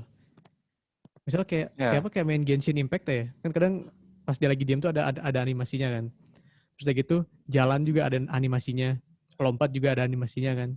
Nah si finish state automatic contohnya gitu, kayak yang dijelasin si Ardi Adli. tadi. Oh, Kalau dia oke. lagi diem, kalau dia diem dia bakal terus ngejalanin dia bakal terus ngejalanin animasi diem itu. Terus dari gitu kalau misalnya kita pencet W, dia next ke berikutnya, dia bakal ngejalanin animasi jalan. Terus dari gitu misal dia lepas W-nya, dia bakal balik lagi ke state diem tadi, ke animasi diem tadi. Gitu contohnya. Oke. Random classifier.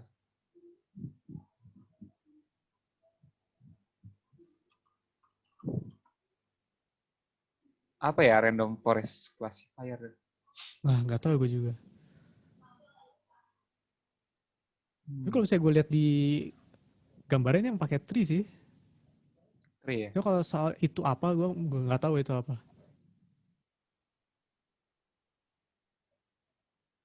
Training data. Oh, mungkin ini ini kayaknya machine learning ya.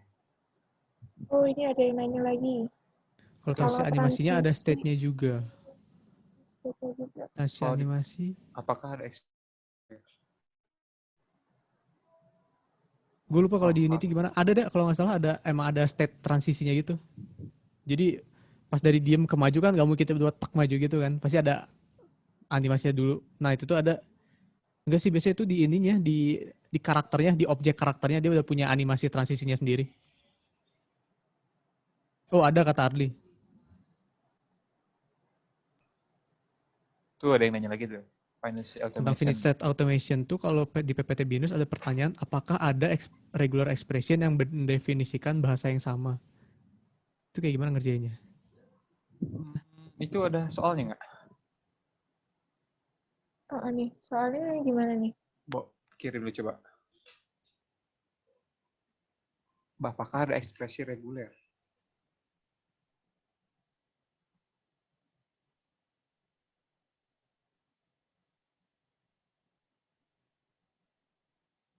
Ada ekspresi reguler yang mendefinisikan bahasa yang sama.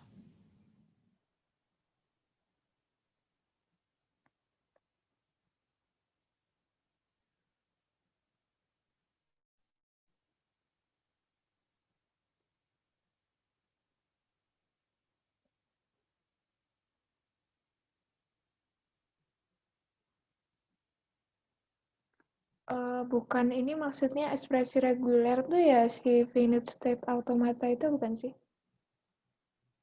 Itu Kan regix kali kah maksudnya ya?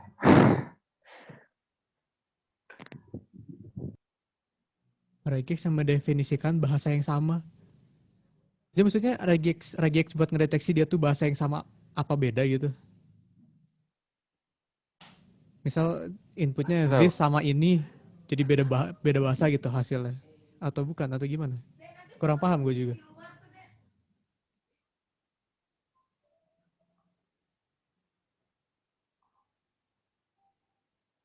LA is 01 XOR.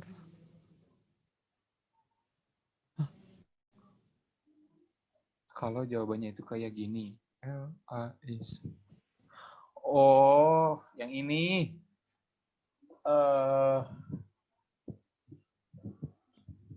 Ini nentuin si binernya, Jadi kalau kayak gitu si 0 atau satunya tuh minimal 0 atau 1 kali gitu. Aduh, itu harus ini. Mana ya contohnya? Coba.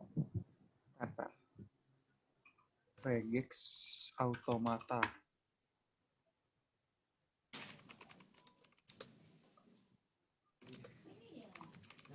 Aduh, PPT Binus. Coba ada yang belum download Coba. PPT yang terakhir ya? Iya, yang ini. Yang apa tuh?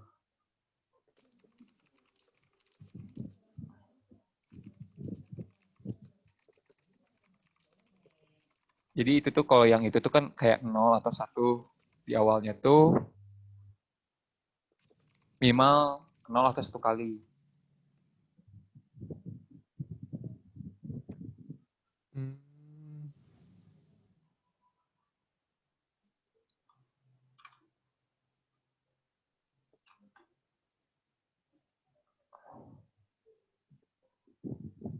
Itu kayak gini jadinya.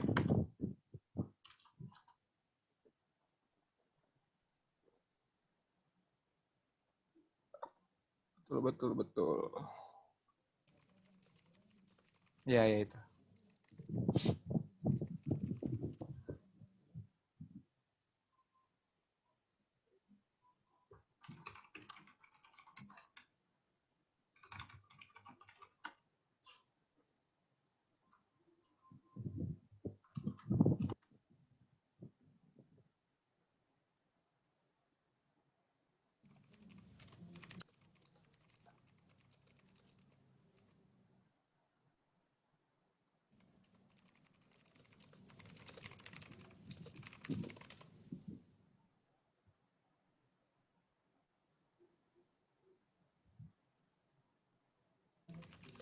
Yang ini bukan sih? Yang ini. Iya kayaknya. Tapi bentar, coba. Ada contoh jawabannya nggak?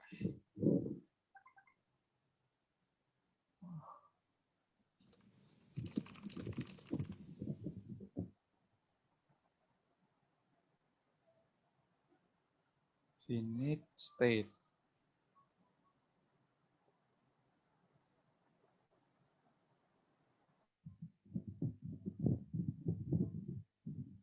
B, C.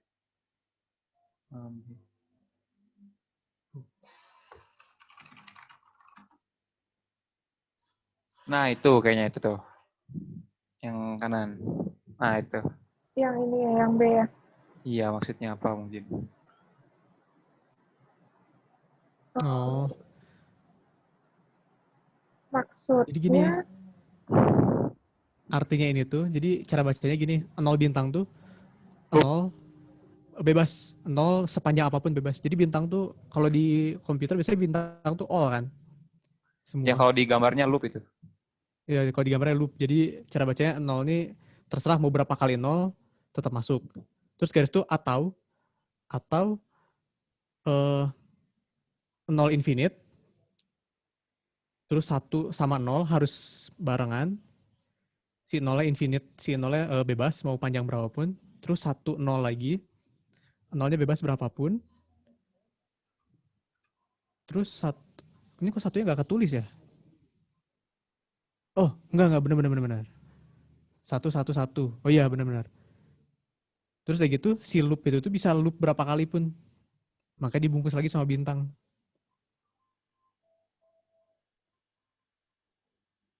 Ini nih bentar. oh Ini. jadi Si regular Ini nih. expression itu input Coba ini. buka ini lihat. Apa? Itu tuh di chat linknya tuh. Oke, bentar.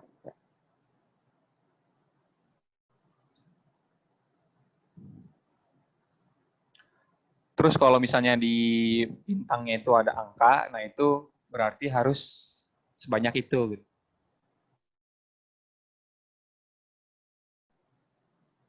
betul.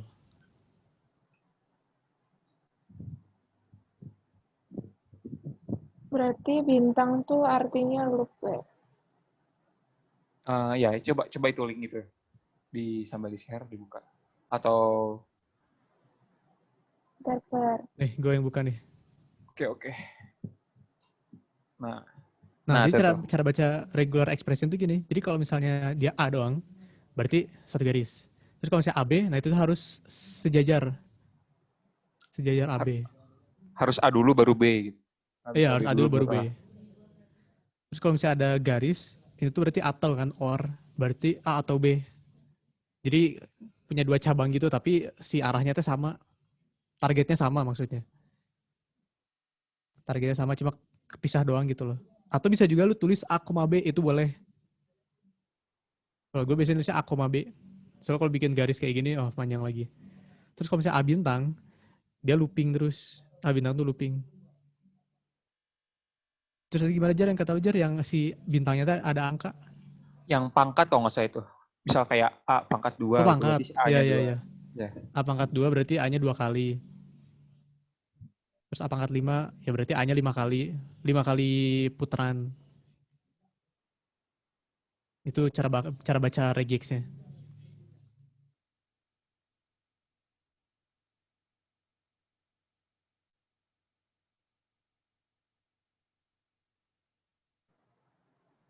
Oke, ada yang ditanyakan lagi? Oke, ada yang mau nanya dulu nggak? Sebelum kita menuju dokumentasi. Savio ada Savio? Lanjut closingan. Savio ada Savio? Kita dokumentasi Savio.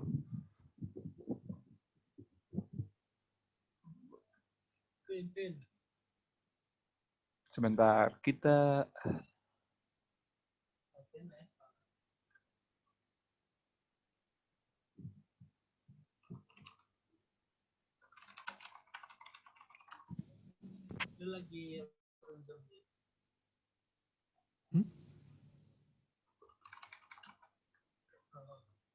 Savio. Sebentar. Oke.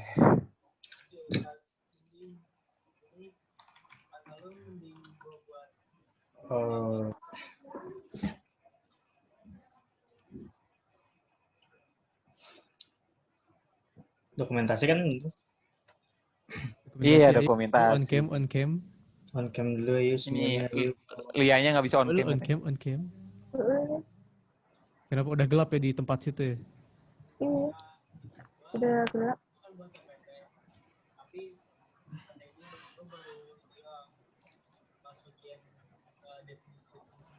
Ayo, on.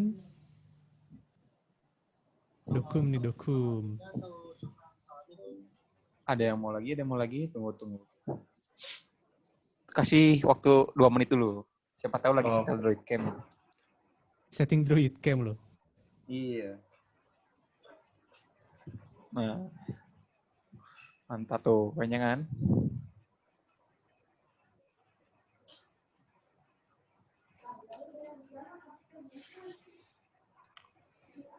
Oh iya, besok jangan lupa ya ada Lina sekali lagi dah, terakhir.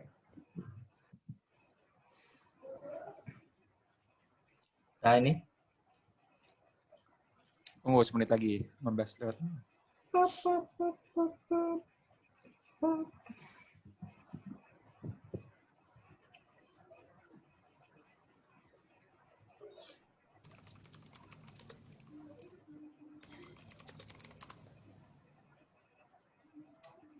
Ayo gas aja yuk. Ayo. Siap ya. Coba. 2, 3. Dah. Oke. Udah dua-duanya yuk. 2 slide. 2 slide, orang cuma satu slide yang on cam. Hah? Di gua ada 2 ya? Enggak, maksudnya si Satu. slide sebelahnya kajian tutup juga di screenshot aja, yuk. Oh iya, sebentar. Oke. Gak usah on cam atau yang itu.